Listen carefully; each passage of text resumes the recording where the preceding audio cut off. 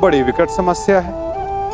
मुझे स्मरण ही नहीं हो रहा कि इस गुच्छे की कौन सी चाबी इस ताले को खोलेगी। बड़ी देर से प्रयास कर रहा हूं, परंतु ये ताला खुल ही नहीं रहा।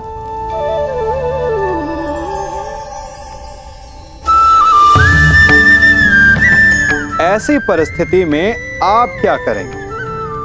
अधिकतर लोग ऐसी परिस्थिति में अपनी आशा खो बैठते हैं। उन्हें लगता है कि चाबी खो गई। वो तिलमिला जाते हैं, क्रोधित हो उठते हैं। परंतु उस समय धैर्य रखें तो गुच्छे की अंतिम चाबी ताला खोल सकती है। कुल्हाड़ी का अंतिम प्रहार वृक्ष को काट के गिरा देता है, परंतु क्या सत्य में कुल्हाड़ी का अंतिम प्रहार वृक्ष को काट के गिरा देता है? आपको आपका लक्ष्य दिला देता है?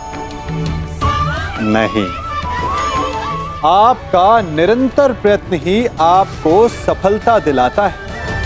जब आपका मन निराश हो तो अपने कार्य में दुगनी उत्साह से जुट जाइए, क्योंकि अनावरत बहता जल ही कठोर चट्टान को काट सकता है। सफलता का मूल है परिश्रम, प्रयास और आशा।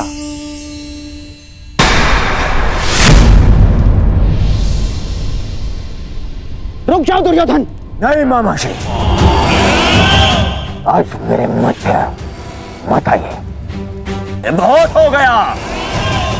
हो गया इन पांडवों का।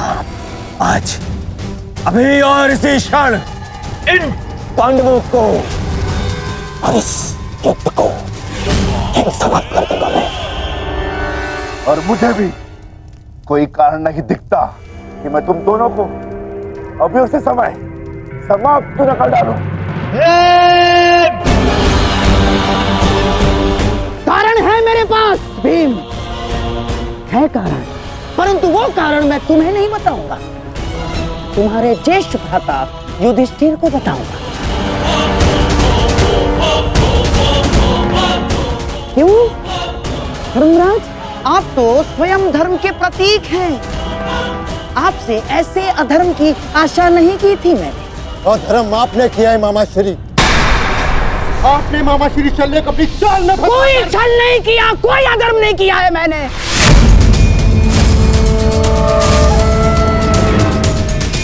कदाचित आप भूल रहे हैं धर्मराज कि अभी तक युद्ध के कोई नियम निर्धारित नहीं हुए, तो हम पर कोई बंधन नहीं है।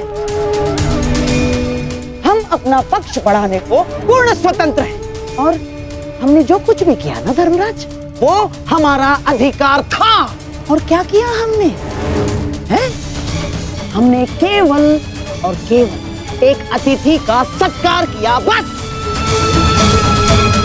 मातृदेव भव, पितृदेव भव, आचार्य देव भव, अतिथि देव भव।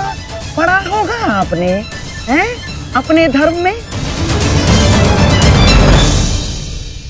तो बताइए, एक अतिथि का सत्कार करना क्या दंडनीय है? और कोई छल नहीं किया इस पौंड्रक वासुदेव ने। अतिथि ने पौंड्रक वासुदेव को अपना परिचय पूछा तो उन्होंने बता दिया। उसमें क्या भूल की?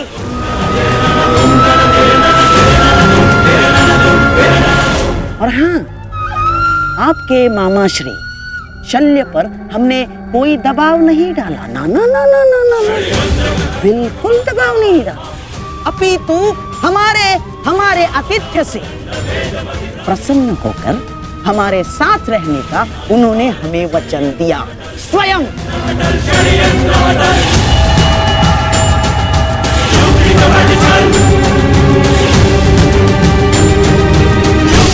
धर्मराज, मुझे खेद है कि आपको मुझे धर्म समझाना पड़ रहा है। आपको क्या आपने धर्म शब्द का उच्चारण किया गांधार राज?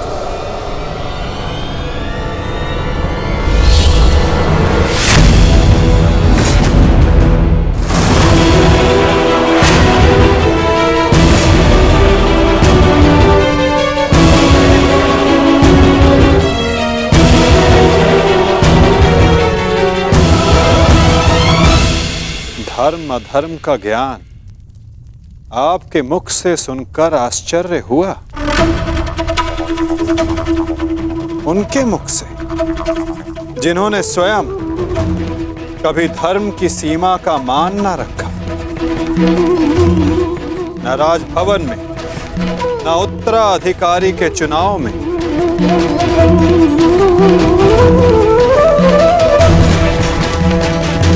न द्यूत क्रीड़ा में, न दूत के सत्कार में। और आप धर्म की बात करते हैं गांधार राज। इनसे और क्या अपेक्षा की जा सकती है माधव? आज तक अधर्म और छल के अतिरिक्त इन्होंने हमें दिया ही क्या है? अब ये मामाश्री का धर्म है, वो ही बताएंगे कि उन्होंने किस और से युद्ध करने का निर्णय लिया है। मेरा भी तो प्रश्न यही है। परंतु कुछ भी, कोई भी निर्णय लेने से पूर्व एक बार तनिक सोच लीजिएगा। हाँ? इस बात का स्मरण रखिएगा कि एक राजा का अपने नियम को तोड़ना अशोभनीय, निंदनीय होता है।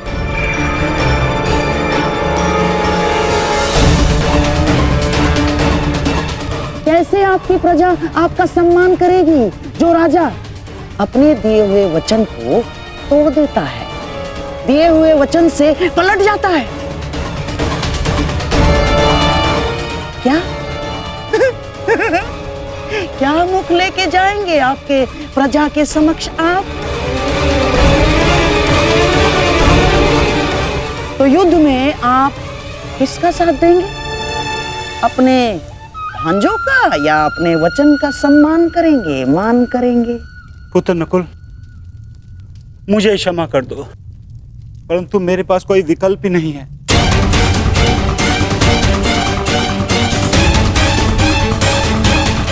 मुझे अपने वचन के मान के लिए इन कौरवों का पक्ष चुनना ही होगा।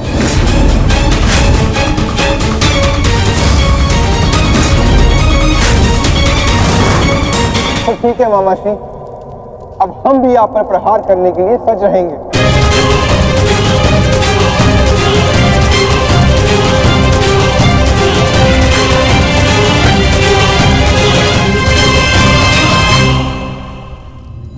आपको इस निर्णय का गंभीर परिणाम भुगतना होगा। ये मेरी प्रतिज्ञा है।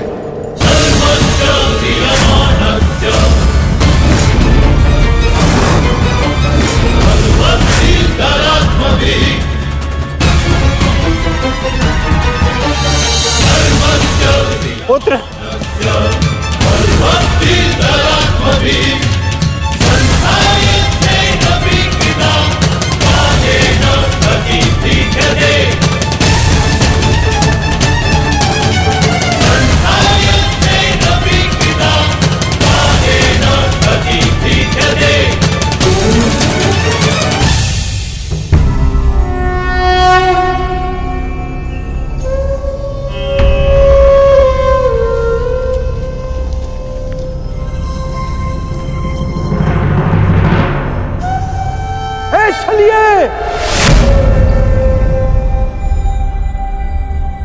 तू कहां चल दिया?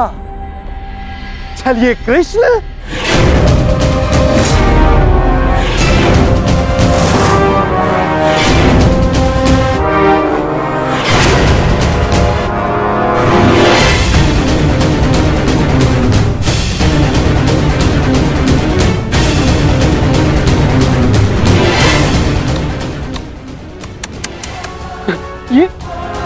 ये क्या देख रहा हूं?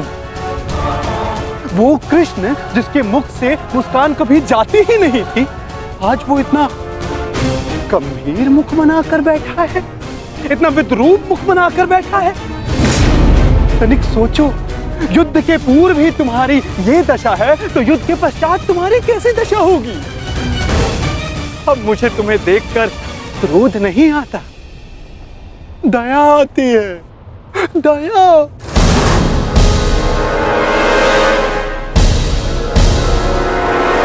तुम्हारी सेना तुम्हारी नहीं रही, तुम्हारा पुत्र, उसने भी तुम्हारा साथ नहीं दिया।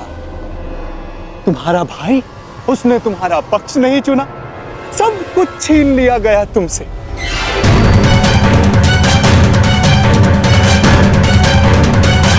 अरे हाँ, मुझे तो अभी स्मरण हुआ, तुम तो बड़ा मायावी बनते हो ना, तो क्यों नहीं रोक लेते ये सब? हाँ, रोक लो, रुको।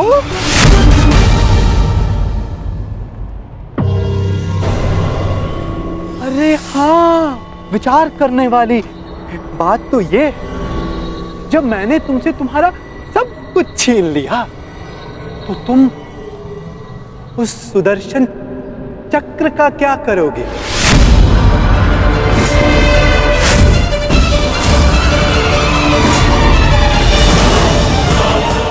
क्या करोगे तुम उस सुदर्शन चक्र का? मेरी वस्तु मुझे वापस दे दो, मुझे मेरा सुदर्शन चक्र वापस दे दे पाखंडी कृष्ण। बस पाखंडी, मत भूल तू किसके समक्ष खड़ा है। शांत, शांत बालक, शांत। ये मत भूलो, जब दो महापुरुष अति मानव वार्ता कर रहे हो तो एक साधारण बाण चलाने वाले को मौन रहना चाहिए।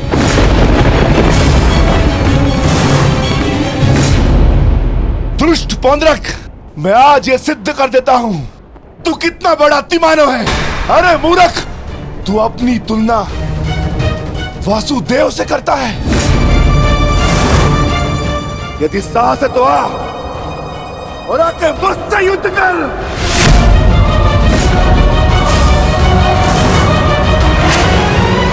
मूर्ख तो तुम पांडु पुत्र हो।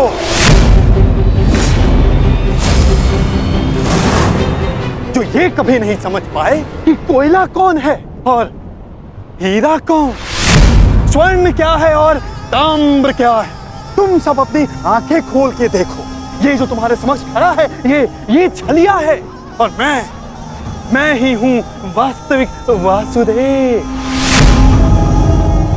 पौंड्रक वासुदेव, महाशक्तिमान, महाबलशाली। इस सृष्टि का वास्तविक रचयिता मैं ही हूं।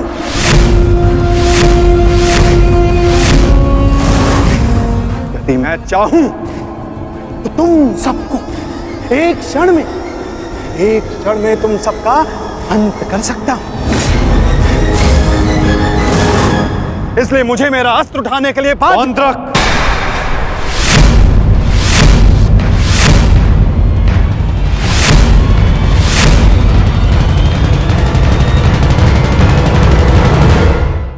अपनी सीमा लांघने का दुस्साहस मत करो। मैं तुम्हें पहले भी चेतावनी दे चुका हूं और आज अंतिम चेतावनी देता हूं। मुझे वो करने के लिए बाध्य मत करो जिसके पश्चात तुम्हें पश्चाताप करने तक का अवसर ना मिले।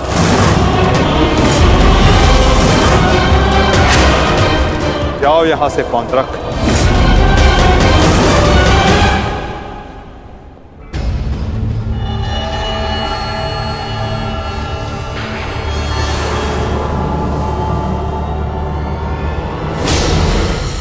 अवसर तू मुझे देगा, मुझे, वास्तविक वासुदेव को, पौंड्रक वासुदेव को।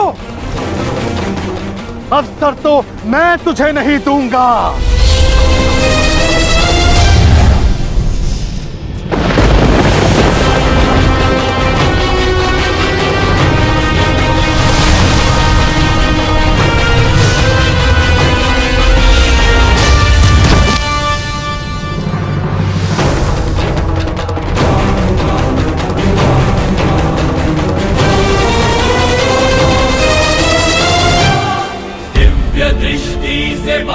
शक्ति से जीते ये सारा रण, शांत चित धरे आत्मबल भरे, जीते हर बाधा कर, छूट ना पाए लक्ष्य हो जाए सूक्ष्म सा छुपा होकर, वेग है सूर्य तेज है कवच चढ़ा इसके। दोबारा ऐसा दुस्साहस मत करना, अन्यथा कुछ करने के योग्य नहीं रह जाओगे पौंद्रक। मेरे पक्ष में होकर मुझे पर प्रहार करता है मूर्ख दुर्योधन। ये तुम्हारा मित्र है या शत्रु? तुम्हें पूर्ण विश्वास तो है ना कि ये हमारे ही पक्ष में है?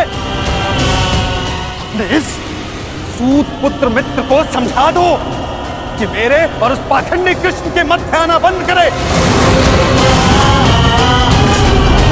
अन्यथा तुम्हारे मित्र को दुष्परिणाम भुगतना होगा। मित्रगण, पौंद्रक उचित कह रहा, तुम हमारे पक्ष में हो, तो पौंद्रक को वासुदेव पर प्रहार करने से क्यों रोका? क्योंकि मैं वीर दुर्जय योद्धा दुर्योधन के पक्ष में हूं।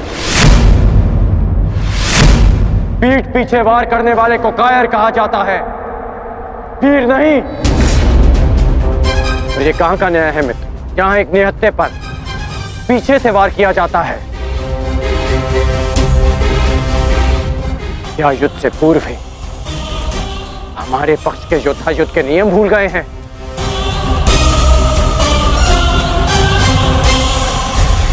तुमने ऐसा सोचा भी कैसे? तुम इस भांति वासुदेव को वश में कर लोगे? सत्य को पहचानो मित्र, अपने नेत्र खोलो। नेत्र तो तुम्हारे बंद है मित्र। ये छलिया कोई अवतार नहीं है, केवल मायावी है। शांति सभा में जो कुछ भी घटित हुआ, केवल इस छलिए की माया थी। माया थी वो।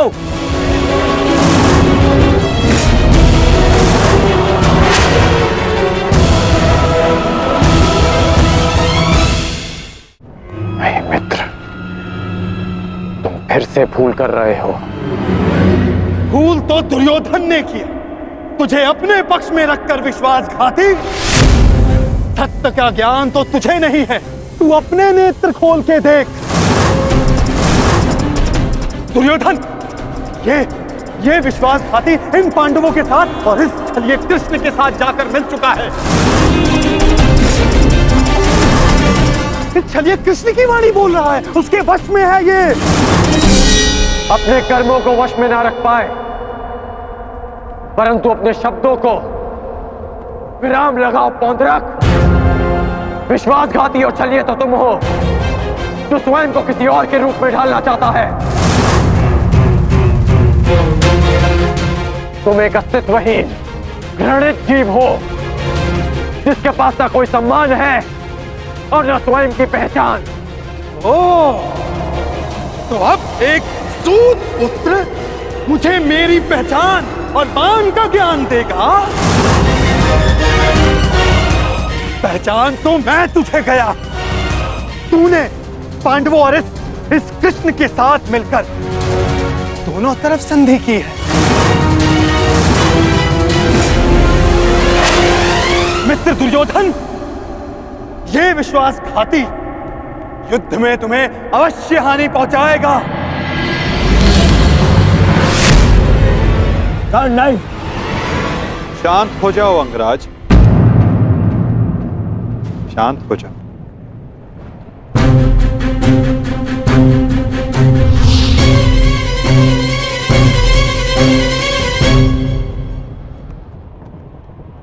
उचित ही तो कहा था पौंद्रक ने।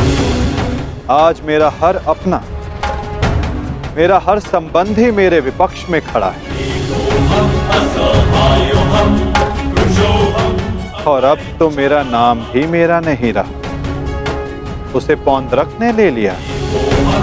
सत्य कहा तुमने पौंद्रक, तुम्हें वो अवश्य मिलना चाहिए जिसके तुम अधिकारी हो।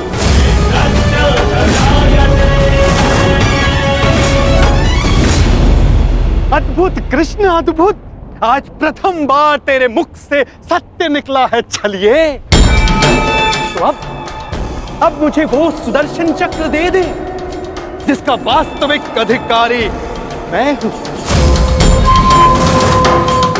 दे मुझे वो सुदर्शन चक्र। ठीक है पौंद्रक, मैं इसी क्षण दोनों पक्षों को साक्षी मानकर तुम्हें वो देता हूं जिस पर तुम अपना अधिकार समझते हो।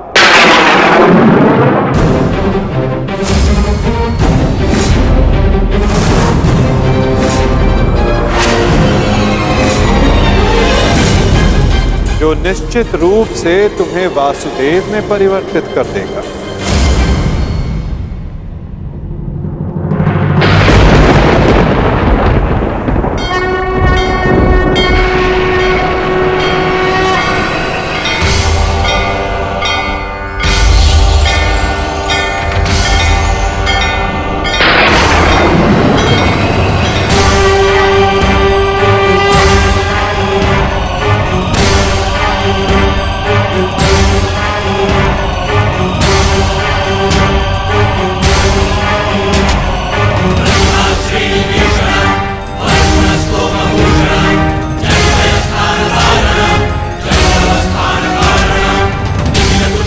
ये लो पौंत्रक, वो अस्त्र जिसका वास्तविक वासुदेव के पास होना अनिवार्य है।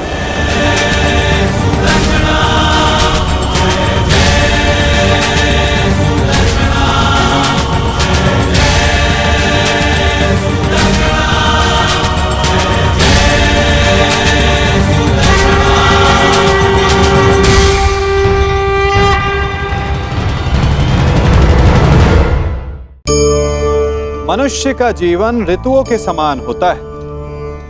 आज ग्रीष्म तो कल वर्षा, परसों शीत। तनिक संकट आया तो हम संयम खो बैठते हैं, तनिक ऋतु बदली तो हम अधीर हो जाते हैं। अपने आक्रोश में, अपने क्रोध में हम उनसे ही संबंध बिगाड़ लेते हैं जो हमारे अपने होते हैं। क्यों ऐसा होता है ना? हमें लगता है कि हमारे अपने हैं, फिर से मना लेंगे, परंतु स्मरण रखिए, सदा ऐसा करना संभव नहीं होता।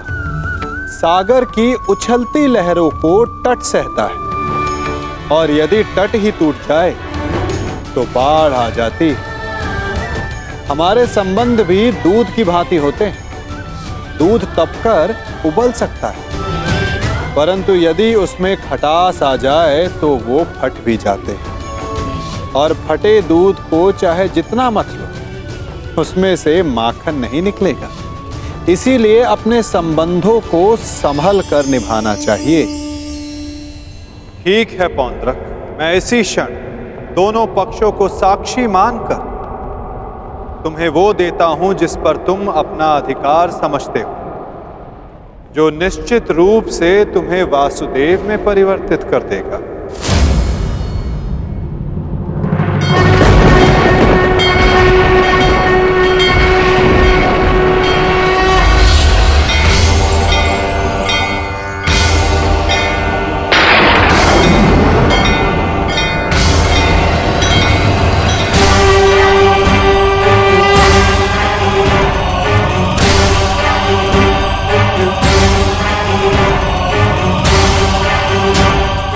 ये लो पौंत्रक, वो अस्त्र जिसका वास्तविक वासुदेव के पास होना अनिवार्य है।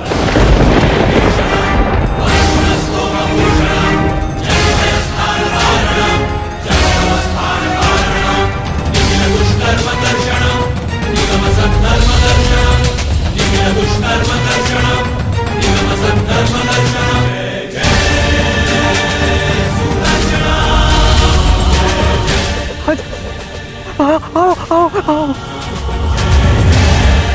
शीघ्र आओ।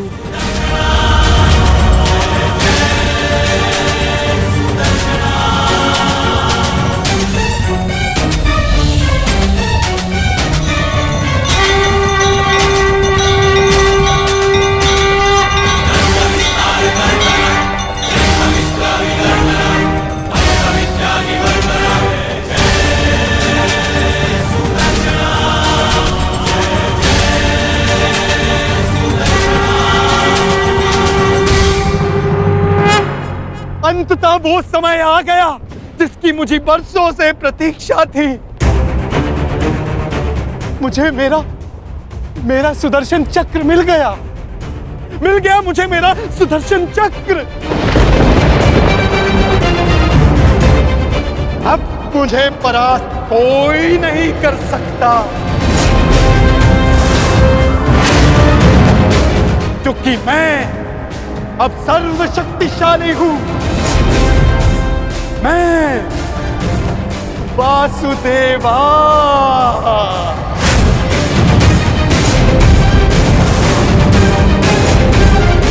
सुदर्शन चक्रधारी पौंड्रक वासुदेव।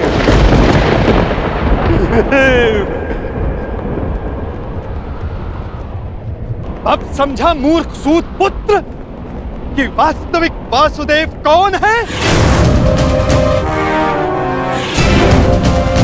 तेरे इस छलिए कृष्ण ने भी स्वयं यहां स्वीकारा कि वास्तविक वासुदेव कौन है। यदि अब तूने मुझ पर कोई प्रहार करने का दुस्साहस किया तो अब तू भली भांति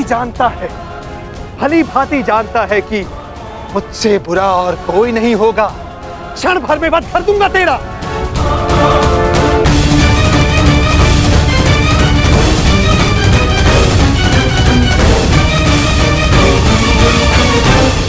और तुम पांडु पुत्रों, अब तुम देख रहे हो ना कि सुदर्शन चक्र अब किसके हाथों में है? मेरे वास्तविक वासुदेव के हाथों में है ये सुदर्शन चक्र। अब तुम सब मेरी पूजा करो, क्योंकि मैं ही वास्तविक वासुदेव हूं।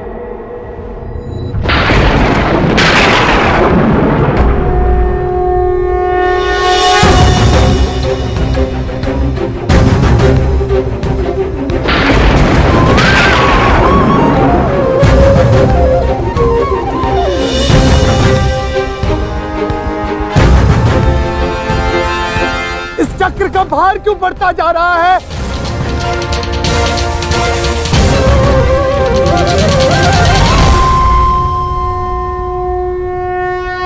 दुर्योधन, ये चक्र भारी होता जा रहा है।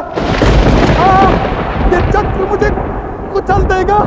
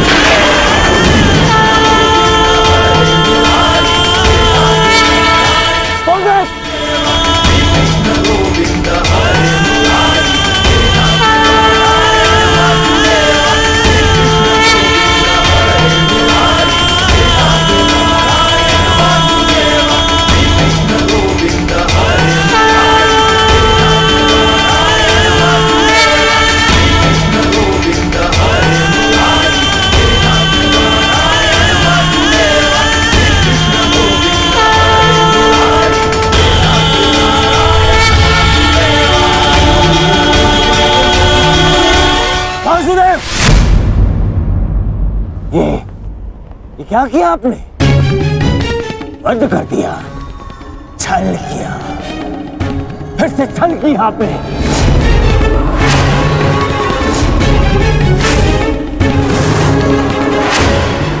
ये उचित नहीं किया आपने वासुदेव, नहीं किया उचित। शांत दुर्योधन।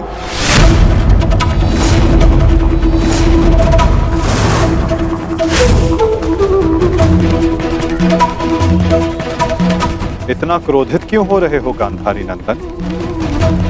मैंने तो तुम्हारे मित्र को वो दिया जो वो मुझसे मांग रहा था।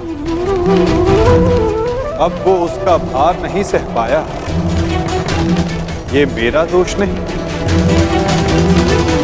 औंद्रक ने अपनी मृत्यु का आवाहन स्वयं किया था दुर्योधन, और इसके लिए तुम्हें आक्रोश में आने की कोई आवश्यकता नहीं। क्रोध नहीं आएगा, क्रोध आना आवश्यक है। तुम्हें देखकर, इन पांडवों को देखकर, तुम्हारा छल देखकर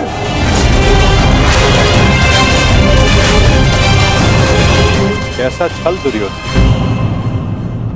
तुम्हारा मित्र पौंड्रक मेरा वेश धारण करता रहा, वो मेरी शक्ति, मुझे मिले सम्मान से आकर्षित हुआ।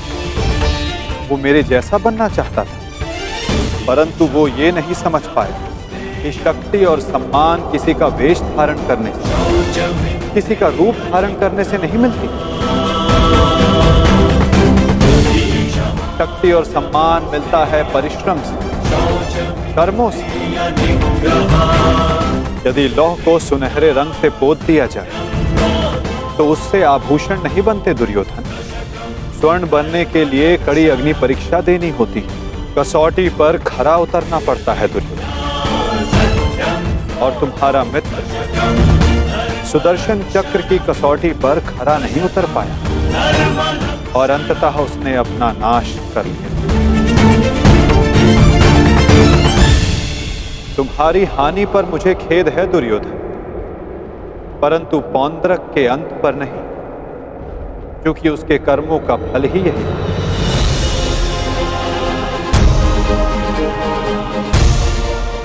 अब आज्ञा दे युवराज।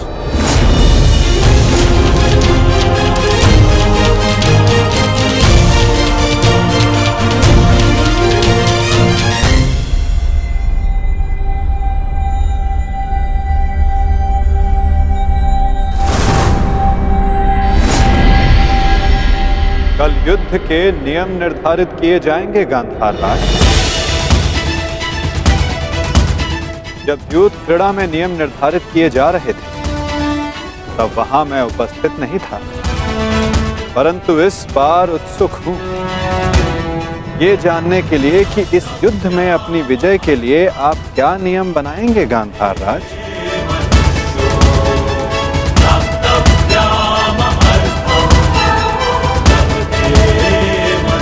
कल के सूर्य उदय की प्रतीक्षा रहेगी मुझे।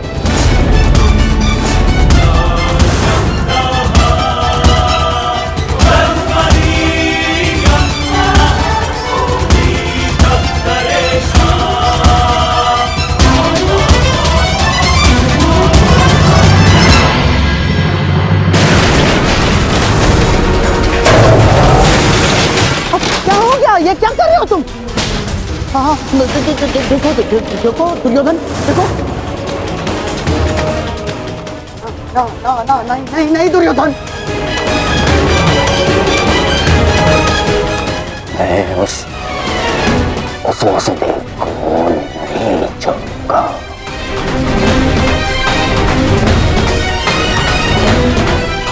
ना दुर्योधन को नहीं छोड़ूंगा।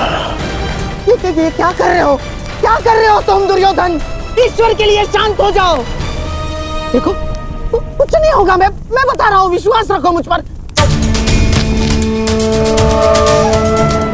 आप शांत हो जाइए, अन्यथा मैं आपको शांत कर दूंगा। नहीं, देखो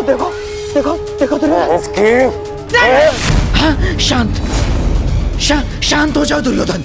देखो तनिक सोचो, पौंड्रक के जाने से हमें कोई हानि नहीं पहुंची है दुर्योधन। इस संसार में हर कोई अपना एक प्रयोजन लेकर आता है और पौंड्रक ने भी यही किया।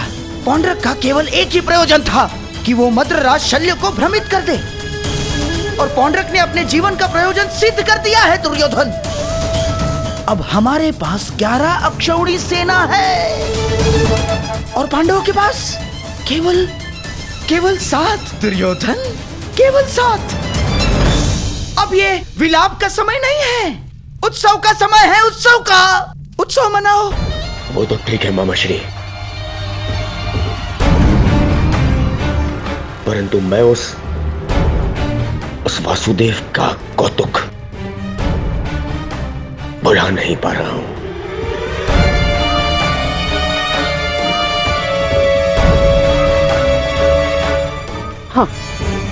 हाँ, देखो सब ठीक हो जाएगा दुर्योधन। हाँ, तुम बैठो। अब ये सब कुछ छोड़ो ना दुर्योधन। देखो युद्ध में वो कृष्ण छलिया कुछ नहीं कर पाएगा। पूछो क्यों? निहत्था है वो। अब इस समय हमारा पक्ष सबल है, हमारा पक्ष, और पासा हमारे हाथ में है दुर्योधन, हमारे हाथ में। कैसा पासा? अब देखो, कल युद्ध के नियम निर्धारित किए जाएंगे। ऐसे नियम बनाऊंगा कि पांडव पक्ष आ जाएगा। और फिर वो छलिया कुछ नहीं कर पाएगा, वो छलिया।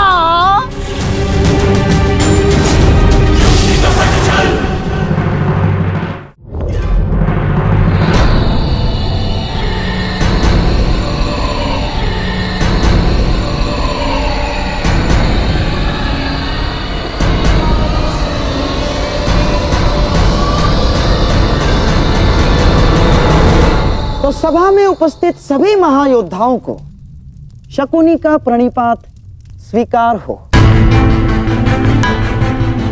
जैसे कि हम सब जानते हैं कि हम सभी एक महायुद्ध में भाग लेने जा रहे हैं, परंतु बड़े खेद के साथ एक बात सूचित करना चाहूंगा इस सभा में। जैसे कि हम अर्थात कौरवों पर हमेशा से सदा से लांछन लगते आ रहे हैं, आरोप लगते आ रहे हैं कि हम छल करते हैं, हम कुचक्र करते हैं, हम षड्यंत्र रचते हैं, है ना वासुदेव? चाहे वो युद्ध हो या द्यूत। इसीलिए आपके मन से वो भ्रम निकालने के लिए इस खुली सभा का आवाहन किया गया है। तो वासुदेव, क्या आपकी अनुमति है? एक चतुर गुरु जब गुरुकुल से कुछ समय के लिए बाहर जाए तो वो आश्रम के सबसे योग्य शिष्य को उसका उत्तरदायित्व कभी नहीं देता। वो आश्रम के सबसे नटखट शिष्य को ही इसका उत्तरदायित्व सौंपता है। क्योंकि जब बिलाव को माखन की रखवाली के लिए स्वयं बिठा दिया जाए तो किसका साहस कि वो माखन चुरा सके। अर्थात आपको भी अनुमति अवश्य है गांधार राज।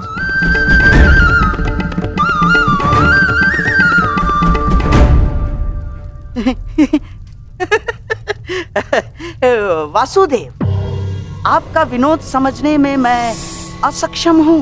मेरे कहने का आशय मात्र केवल इतना है गांधार राज कि मैं आपके वचनों से सहमत हूं।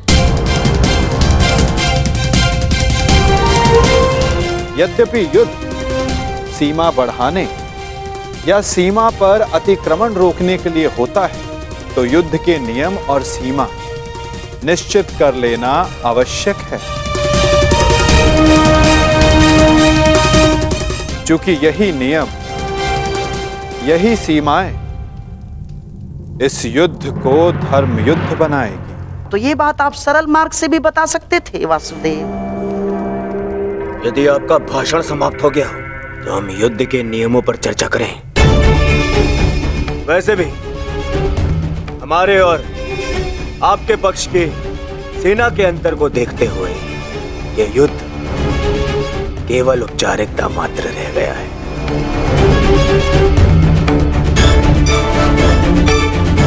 नियम बने या ना बने, हमारी विजय निश्चित है।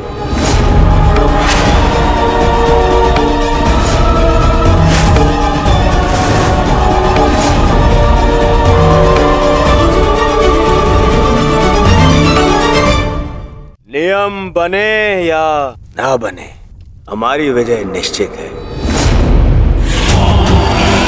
इस आत्मविश्वास का कोई एक कारण तो बताओ।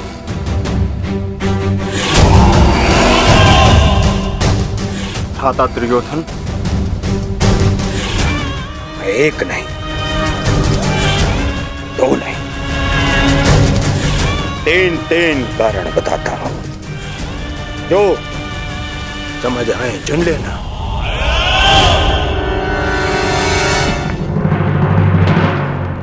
पहला कारण, पितामह भीष्म जिन्हें इच्छा मृत्यु का वरदान है।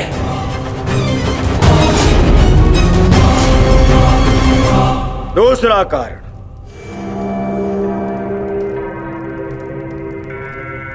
आचार्य द्रोण जिन्होंने तुम पांडवों को शस्त्र संधान की शिक्षा दी।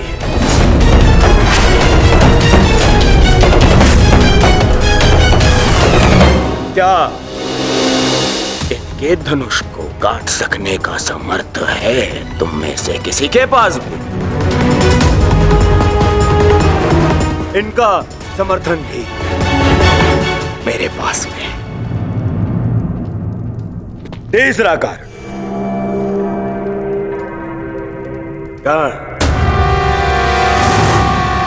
ब्रह्मास्त्र, ब्रह्मांडास्त्र और ब्रह्मशिरास्त्र जैसे अस्त्रों से सज्जित है मेरा मित्र कर्ण, जिसका बाण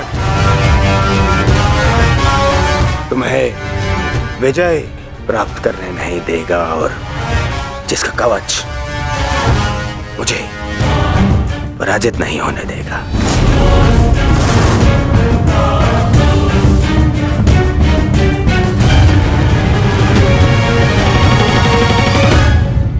इसके अतिरिक्त मामा शकुनी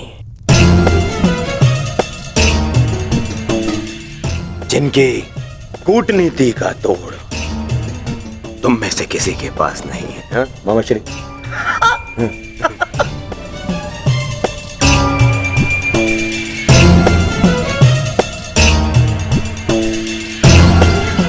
भद्रराज शैल्य, नारायणी सेना, अब अरे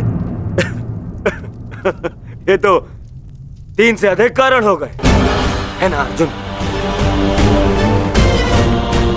जिसके पास इतने सारे कारण हो उसे कौन पराजित कर सकता है?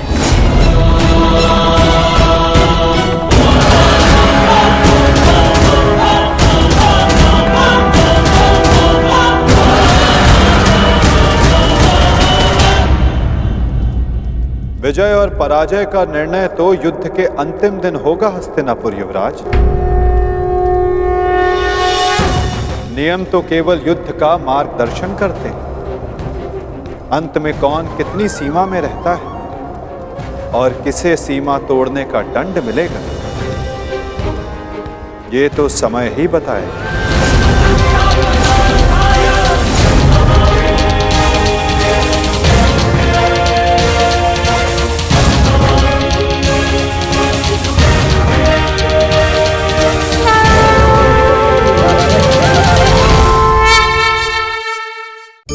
मनुष्य की सबसे बड़ी दुर्बलता क्या होती है?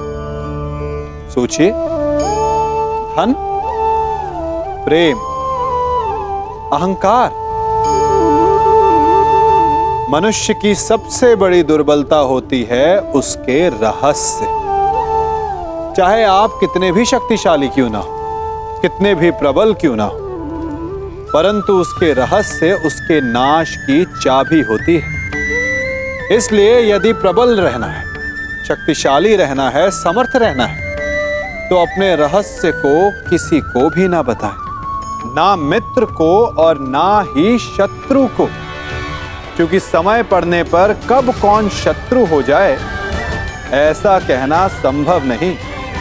विभीषण को रावण के अमृत कुंड का ज्ञात था, इसीलिए प्रभु श्री राम रावण का वध करने में सफल हो सके। इसलिए उचित यही है कि आप अपने रहस्य को स्वयं तक ही सीमित रखें। विजय और पराजय का निर्णय तो युद्ध के अंतिम दिन होगा हस्तिनापुर युवराज। नियम तो केवल युद्ध का मार्गदर्शन करते हैं। अंत में कौन कितनी सीमा में रहता है और किसे सीमा तोड़ने का दंड मिलेगा, ये तो समय ही बताएगा। उचित है वासुद, परंतु मैंने जो कारण गिनवाए, क्या उसका उत्तर किसी के पास है? अर्जुन, भीम, युधिष्ठिर, किसी के पास उत्तर नहीं है। उत्तर मेरे पास है दुर्योधन।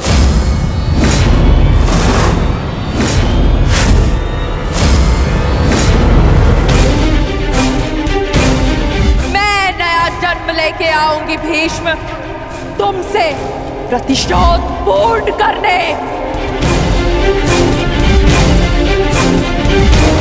देवी अंबा, प्रतीत होता है गांधारी नंदन युद्ध को भी युद्ध समझ बैठे हैं।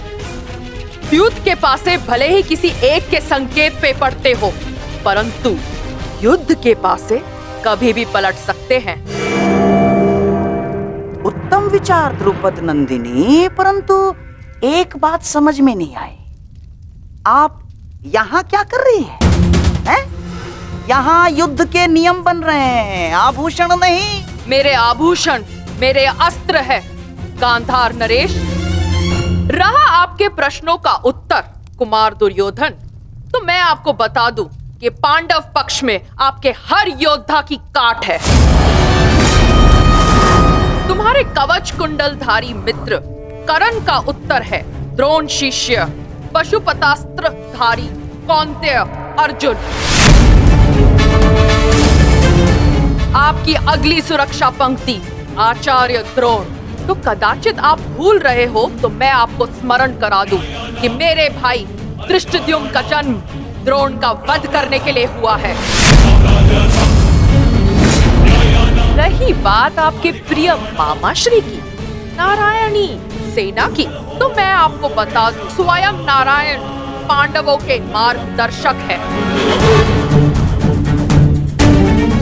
और शेष रहे आपके कुशल अनुभवी सेनापति गंगा पुत्र भीष्म, तो उन्हें मुक्त करने के लिए मैं स्वयं आप सबके सामने खड़ी हूं।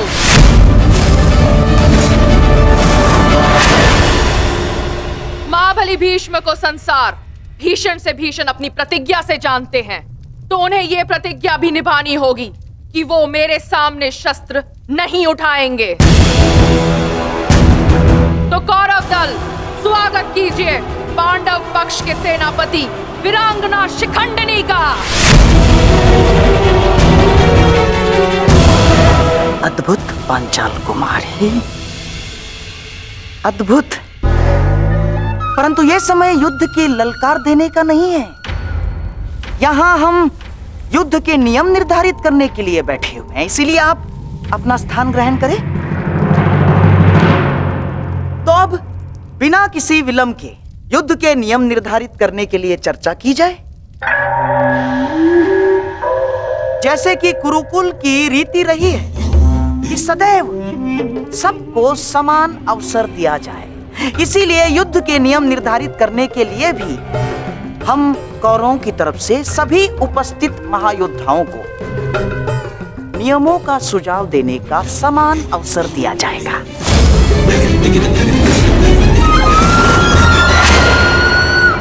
और हाँ, मैं ये जानता हूं कि पांडव पक्ष मामा श्री शकुनी का मुख अधिक समय तक नहीं देख सकते, इसीलिए मैं अपना सुझाव आरंभ में ही दे देता हूं। समस्त आर्यव्रत में युद्ध चाहे जितने भी दिन चले, परंतु आरंभ सूर्योदय से होता है और सूर्यास्त होते ही युद्ध भी थम जाता है। परंतु इस बार नियम में एक छोटा सा परिवर्तन होगा। सूर्यास्त के पश्चात भी युद्ध पर विराम नहीं लगेगा, तब तक जब तक अंधकार इतना सघन न हो जाए कि योद्धाओं को मशाल के प्रकाश में भी कुछ दिखाई न दे।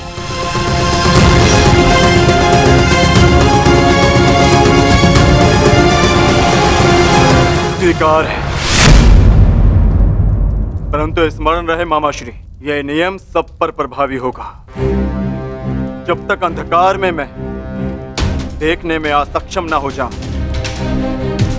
मैं प्रहार करता रहूंगा। और स्मरण तो आपको है कि अंधकार में भी अर्जुन अपने लक्ष्य से कभी नहीं चूकता। मेरा भी एक सुझाव है। युद्ध में घायल या लड़ने में असमर्थ या निरस्त्र हुए योद्धा पर विपक्षी प्रहार नहीं करेगा। अति उत्तम मित्र, हमें स्वीकार है। अद्भुत अंगराज, आपका न्याय दर्शन तो सराहनीय है। हमें आपका ये नियम स्वीकार है। समान पद वाले योद्धा समान पद के योद्धाओं से द्वंद्व करेंगे। रथी रथी से द्वंद्व करेंगे, महारथी महारथी से द्वंद्व करेंगे, अश्वरोही से अश्वरोही द्वंद्व करेंगे और गजरोही से गजरोही द्वंद्व करेंगे। एक योद्धा केवल एक योद्धा से युद्ध करेगा। गुट बनाकर कोई भी किसी एक पर आक्रमण नहीं करेगा। किसी के पीठ पीछे कोई प्रहार नहीं करेगा।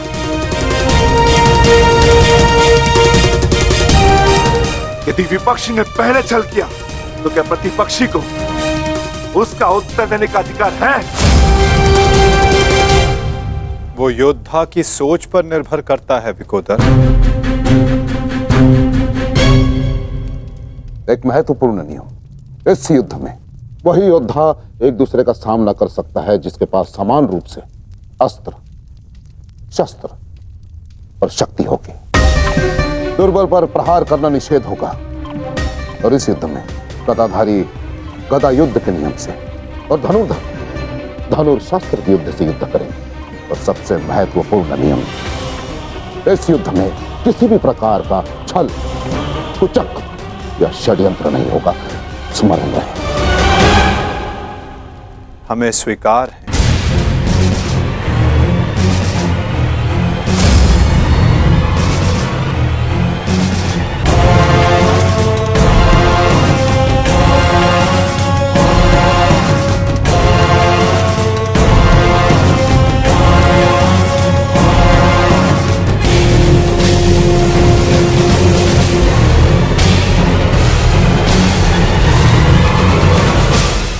युद्ध के सारे नियम निर्धारित हो चुके हैं, परंतु अभी भी पांडव पक्ष से मुझे एक छोटी सी समस्या है।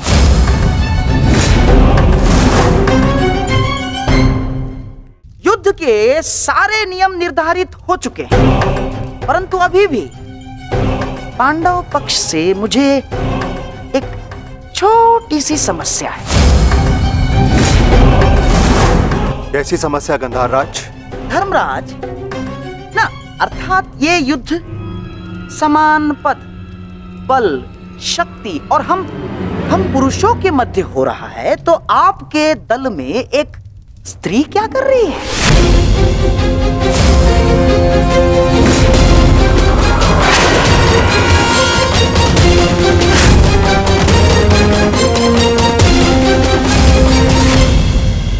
ना, पुरुषों के युद्ध में एक स्त्री का भाग लेना युद्ध के नियमों के विपरीत है धर्मराज। ये नियम आप जैसे द्रुत पुरुषों ने बनाए हैं, जो स्त्री को तुच्छ मानते हैं, केवल वस्तु मानते हैं।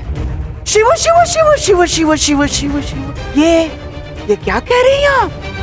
ये नियम तो स्वयं महादेव ने बनाए हैं। महादेव, आपको स्मरण है ना, जब देवी पार्वती ने असुरों का नाश करने के लिए माता काली का रूप धारण किया था, तो स्वयं महादेव ने भी उन्हें रोकने के लिए अपने बल का प्रयोग नहीं किया ना, अपितु वो स्वयं माता काली के समक्ष नतमस्तक हो गए।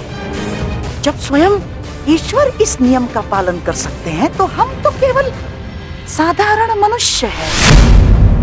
कोई भी पुरुष योद्धा एक स्त्री पर आक्रमण नहीं करेगा। यही युद्ध के आधारभूत नियमों में से एक है।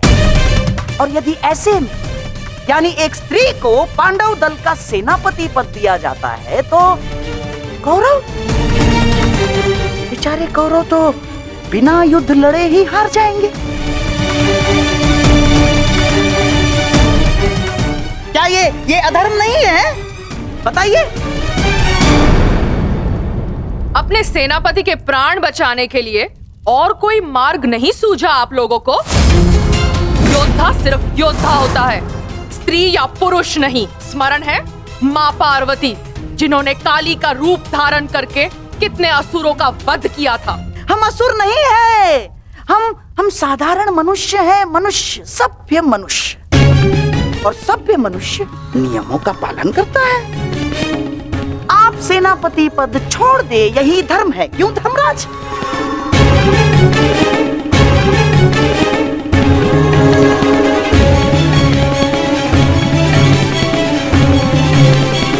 हाँ, तो सबके समक्ष युद्ध के सभी नियम निर्धारित हो चुके हैं। हाँ, परंतु अभी भी किसी के मन में शंका कुशंका हो तो यहाँ अपने विचार प्रकट कर सकते हैं।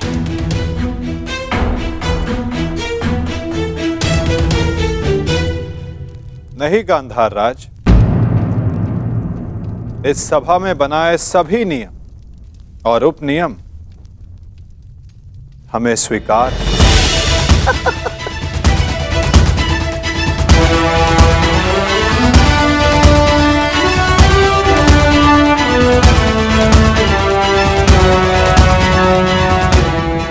प्रणिपात। प्रणिपात।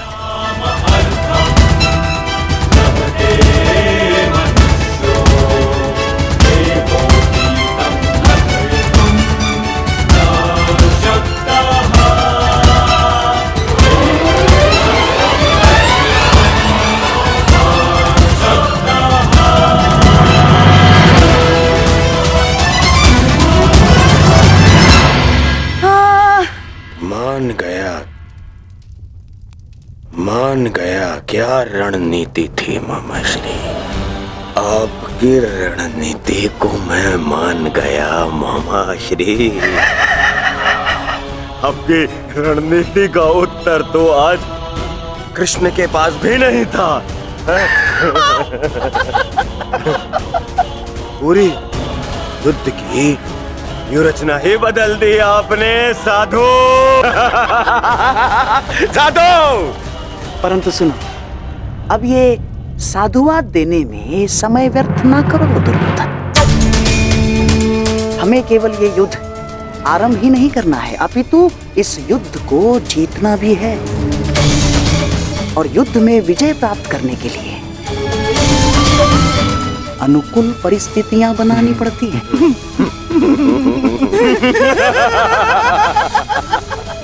बहुत चतुर बन रहे थे ये पांडव, बहुत चतुर। परंतु अब इन्हें ज्ञात हो गया होगा कि इनकी हार निश्चित है। हमने जो चाहा वही हुआ है दुर्योधन।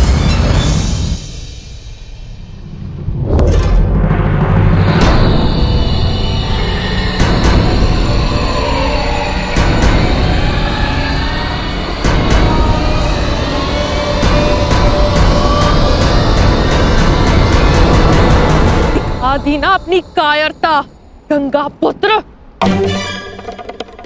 फिर से मौन रहकर तुमने अपने इच्छा मृत्यु के वरदान को लंबा कर दिया। फिर से अपनी दृष्टि झुकाकर तुम्हें लगता है कि तुमने अंबा के प्रतिशोध को झुका दिया।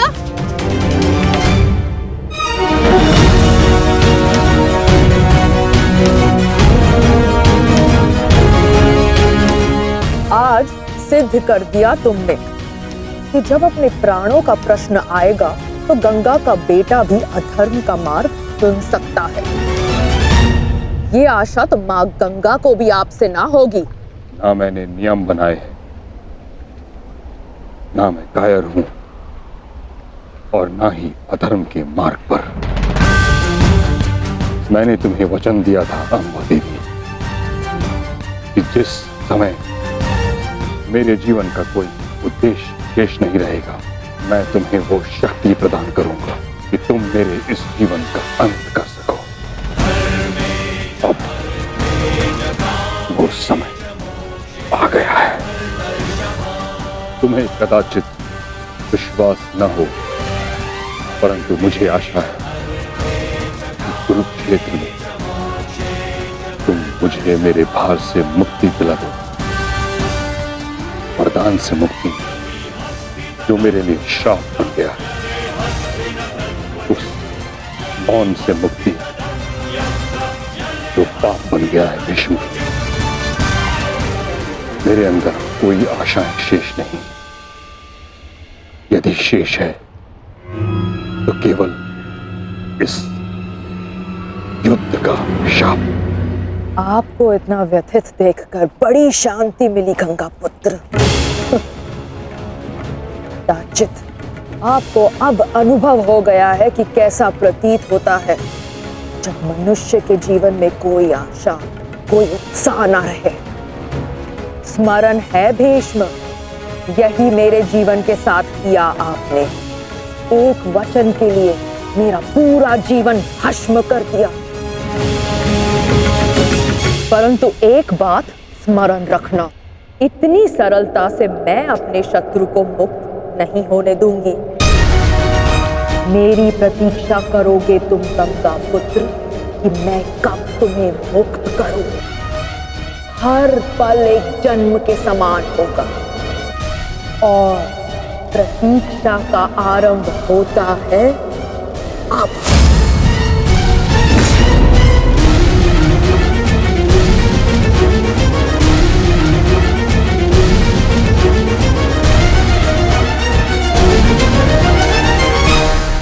मैं उन्हें नहीं छोड़ूंगा जेस, उन्होंने हमारे साथ छल किया है।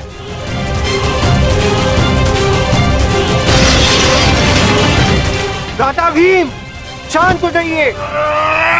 ठहरो भीम, ये मेरा आदेश है।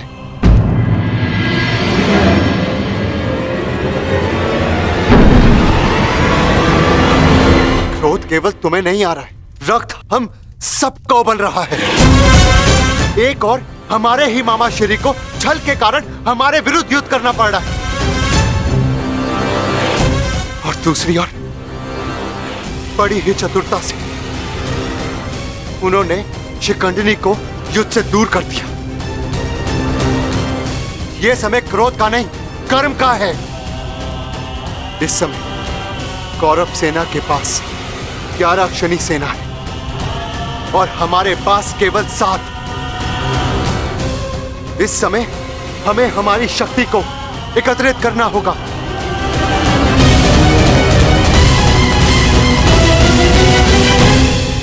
वासुदेव, क्या हम कभी भी कौरवों से न्याय की आशा नहीं रख सकते? गांधार राज और दुर्योधन से तो हम न्याय की आशा नहीं रख सकते,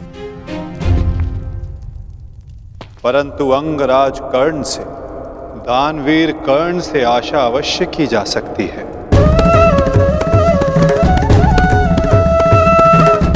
कि वो युद्ध में न्याय का पालन करेंगे, अपने वचन दान का मान रखेंगे। हम सब ने देखा कि अंगराज ने कौरवों के पक्ष में होते हुए युद्ध के लिए कैसे न्याय संगत नियम बनाए। परंतु वासुदेव, वो दुर्योधन के विरुद्ध कभी नहीं जाएगा, और उस दुर्योधन से मुझे न्याय की कोई आशा नहीं। कायरों की भांति हमारी सैन्य शक्ति को छिन्न भिन्न करने लगा है।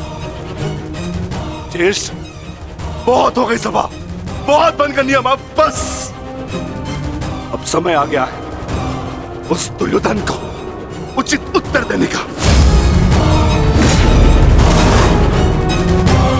ठहरो भीम,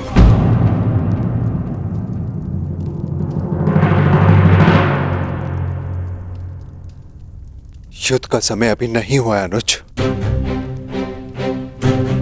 ज्येष्ठ, मैं तो केवल आपकी आज्ञा का पालन करने जा रहा हूं। आपने तो कहा था ना कि समय अपनी शक्ति एकत्रित करने का है, तो बस मैं वही करने जा रहा हूं। मैं अपने पूरे परिवार को इस महायुद्ध में सम्मिलित करने जा रहा हूं। मैं अपने पुत्र महाकाय घटोत्कच और उसके साथी राक्षसों, वीरों को अपनी सेना में सम्मिलित करने जा रहा हूं।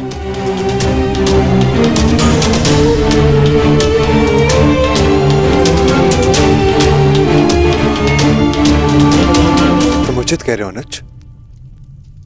तुम्हें शीघ्र अतिशीघ्र यहां से प्रस्थान करना चाहिए।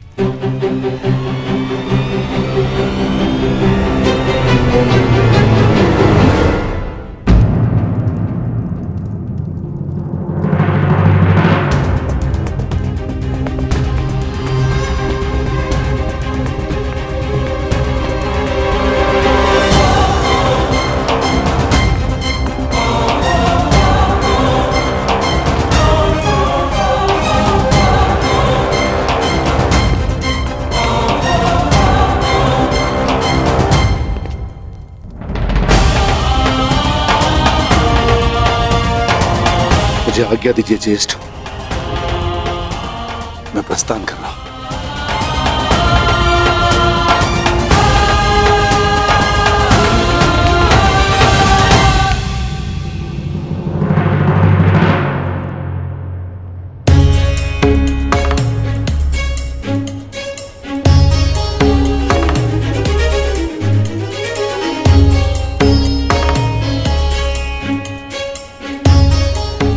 प्रणिपात वासुदेव,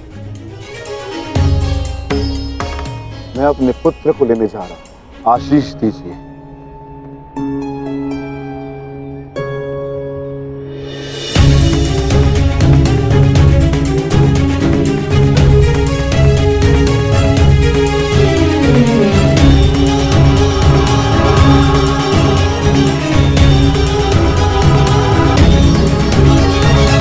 क्या हुआ माता?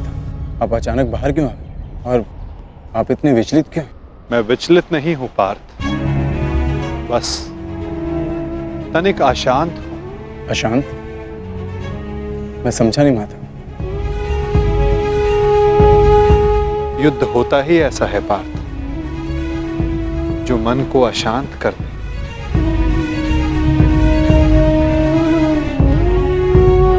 समय एक बहती धारा के समान होता है पार्थ।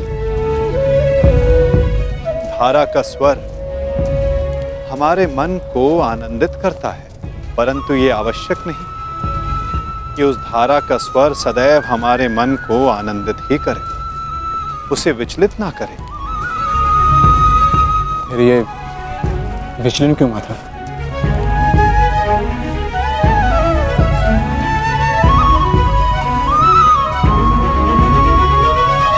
अन्न, सागर में जब तरंग उठती है तो वो उत्साह से भरी होती है पार्थ, और जब वही तरंग गिरकर अपना अस्तित्व खो बैठती है तब मन विचलित हो जाता है कि कदाचित वो तरंग और ऊंचा जा सकती थी, कदाचित उसका प्रारब्ध कुछ और हो सकता था। परंतु तरंग का प्रारब्ध ही उठना और गिर जाना है माता, है ना? तो फिर इसमें अशांत और विचलित होने की क्या बात है? तुमने सही कहा पार्थ, मुझे विचलित नहीं होना चाहिए, परंतु तुम बताओ कि तुम्हारा मन इतना अशांत क्यों है, इतना विचलित क्यों है? ऐसा कौन सा भाव है जो तुम्हें कष्ट दे रहा है?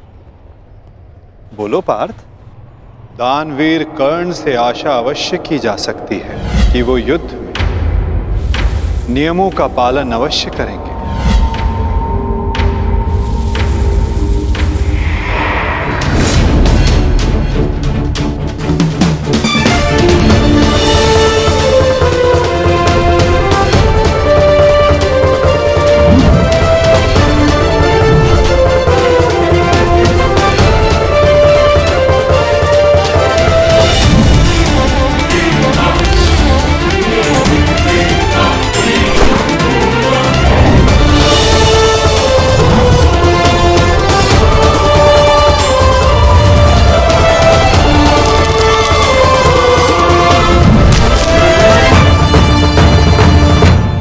वाह, कितना अद्भुत धनुधर है ये।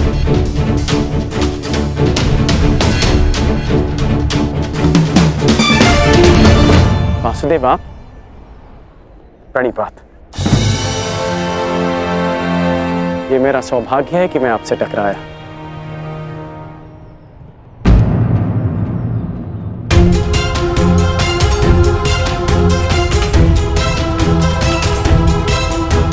सौभाग्य और दुर्भाग्य के लिए धन्यवाद और तानों का पात्र समय होता है अंगराज, मनुष्य नहीं। उचित परिस्थिति में उचित समय पर उचित मनुष्य से मिल जाना सौभाग्य होता है और अनुचित परिस्थिति में उचित मनुष्य से मिलना दुर्भाग्य होता है कर्ण। आपका टकराना तो उचित ही होता है वासुदेव, इसलिए यह सौभाग्य होता है। आज्ञा दीजिए। प्रणिपात।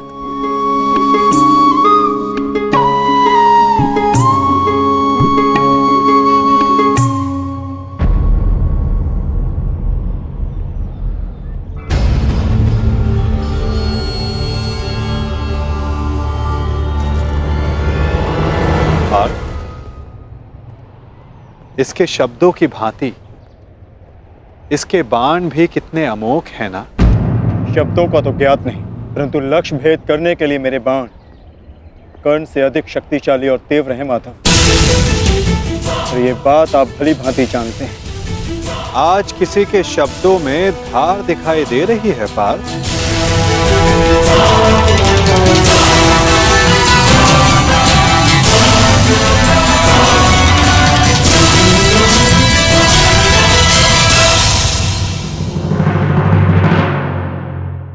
पार्थ, इसके शब्दों की भांति इसके बाण भी कितने अमोघ हैं ना। शब्दों का तो ज्ञात नहीं, परंतु लक्ष्य भेद करने के लिए मेरे बाण कर्ण से अधिक शक्तिशाली और तीव्र हैं माधव, और ये बात आप भली भांति जानते हैं। आज किसी के शब्दों में धार दिखाई दे रही है पार्थ।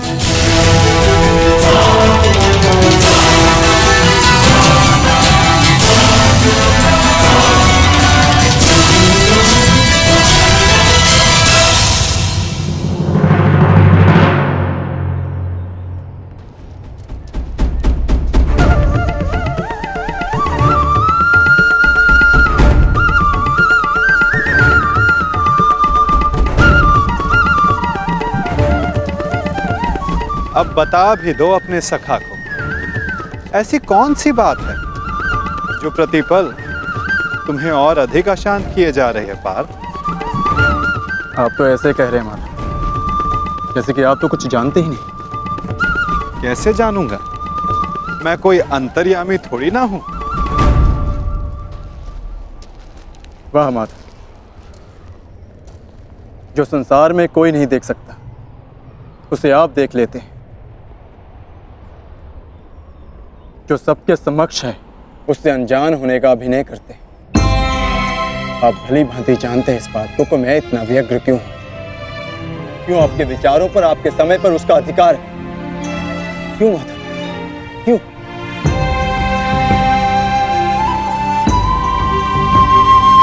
प्रशंसा उसकी की जाती है पार्थ जो प्रशंसा के योग्य होता है। महत्व उसे दिया जाता है जो महान होता है, और समय उसे दिया जाता है जो स्वयं समय को परिवर्तित करने की शक्ति रखता हो। और मैं क्या, कर्ण की कुशलता और लगन को देखकर उस पर कोई भी मोहित हो सकता है। ऐसा कोई नहीं जो कर्ण की कुशलता को अनदेखा कर सके, केवल उनके जो उसके प्रति ईर्ष्या रखते हैं। बस बस माधव, रुक जाइए।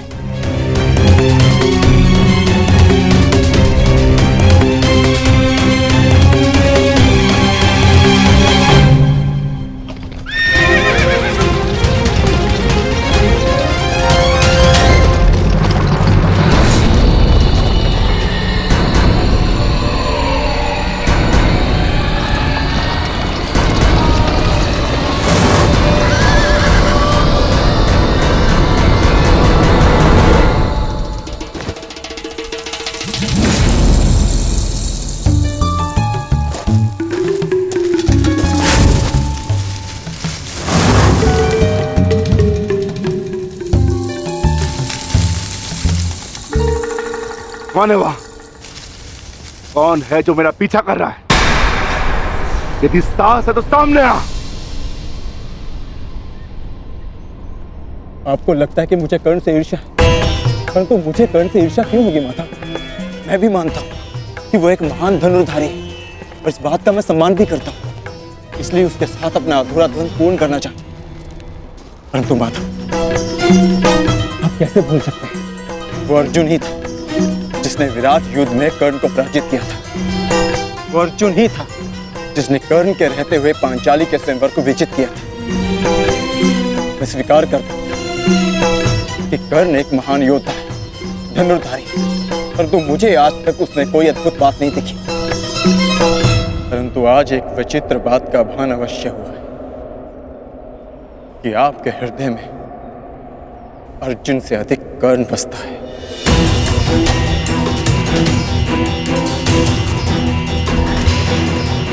पार्थ,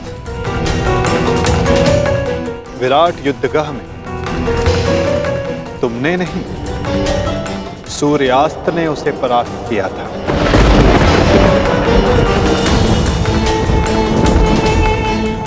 पांचाली के स्वयंवर एक सूत के प्रति क्षत्रियों के दीर्घाह ने जीता।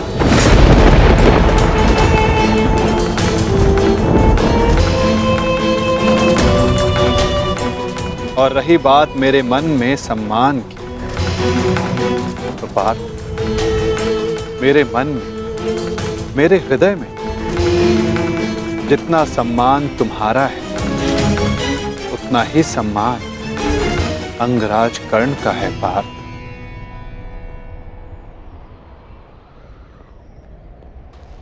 जलधारा की शक्ति का अनुमान उसकी सतह को देखकर नहीं लगाया जा सकता। पार्थ, जलधारा की शक्ति उसके भीतर छिपे उथल तरंगों में होता है। पार्थ, जिसका अनुमान समय आने पर सबको हो जाता है। सत्य सदैव वो नहीं होता पार्थ जो सबको दिखाई देता है। सत्य वो भी होता है जो हमारी दृष्टि देख नहीं सकती।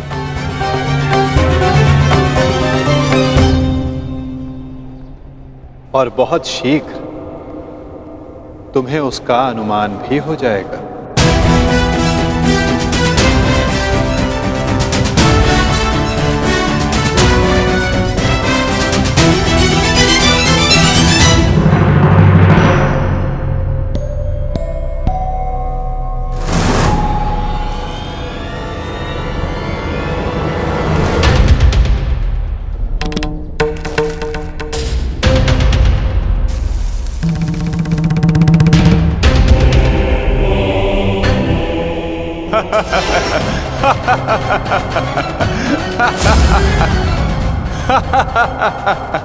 कौन हो तुम? तुम्हें अनुमान भी है? किस पर हंस रहे हो? जानते हो मैं कौन हूं? मेरा नाम क्या है? बता दीजिए ना भद्र। आपका रूप देखकर तो भय लगता नहीं, कदाचित आपका नाम इतना भयंकर हो जिसे सुनकर मेरी हंसी चली जाए। तुम जानते हो मैं कौन हूं? यदि मैंने अपना परिचय दे दिया तो तुम श्वास भी नहीं ले पाओगे। और यदि मैंने आपके कर्मों का दंड दे दिया तो आप अपना नाम भी भूल जाएंगे भद्र।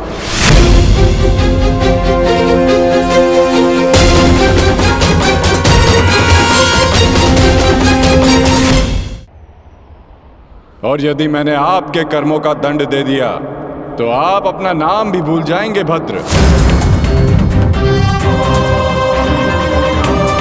जिस भांति आप पौधों और वनस्पति को अपने पांव तले कुचलते चले जा रहे हैं, स्पष्ट है कि निसर्ग के प्रति आपको कोई सम्मान नहीं है। वन से ऐसा व्यवहार केवल दो ही जंतु कर सकते हैं, एक जो मूर्ख हो और दूसरा कोई वानर हो। इसीलिए सोच रहा हूं कि आप कोई मूर्ख है या फिर कोई वानर। मूर्ख, तुम्हें तुम्हारी मृत्यु क्या खींच लाई।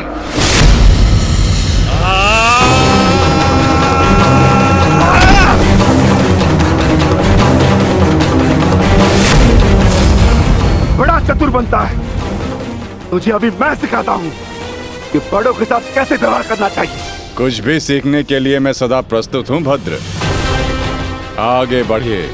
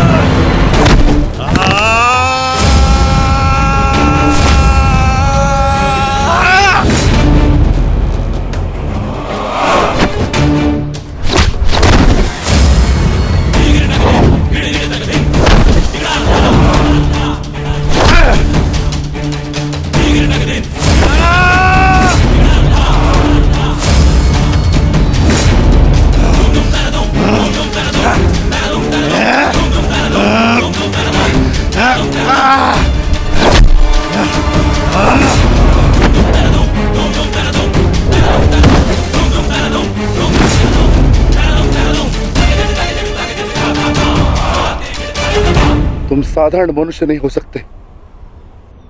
कौन हो? कौन हो तुम?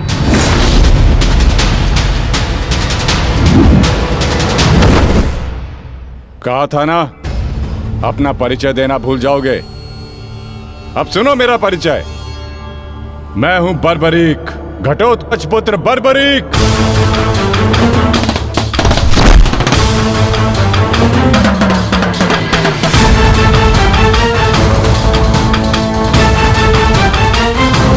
बालक, अपना परिचय देने से पूर्व मेरा नाम तो जान लेते।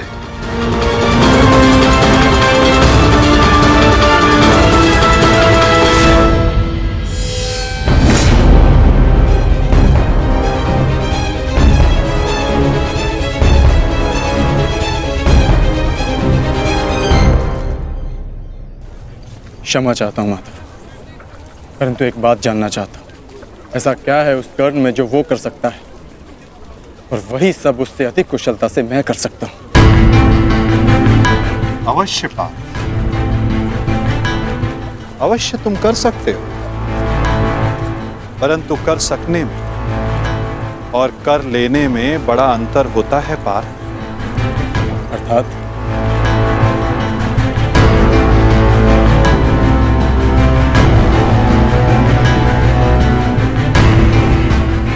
शब्द और अर्थ के फेर में मत पड़ो पार्थ, उससे कोई लाभ नहीं होता। नहीं माधव, लाभ है। बहुत गुणगान सुन लिया कर्ण का। आज तक मैंने आपकी हर बात आंख मूंद कर मानी है, परंतु आज मुझे साक्ष्य चाहिए, प्रमाण चाहिए कि कर्ण श्रेष्ठ क्यों है। तुम्हें पूर्ण विश्वास है पार्थ कि तुम प्रमाण पाना चाहते हो? हाँ माधव। ठीक है अर्जुन, मैं तुम्हें सिद्ध करके दिखाता हूं। कदाचित उसके पश्चात तुम्हें विश्वास हो जाए। यदि फिर भी विश्वास ना हुआ तो?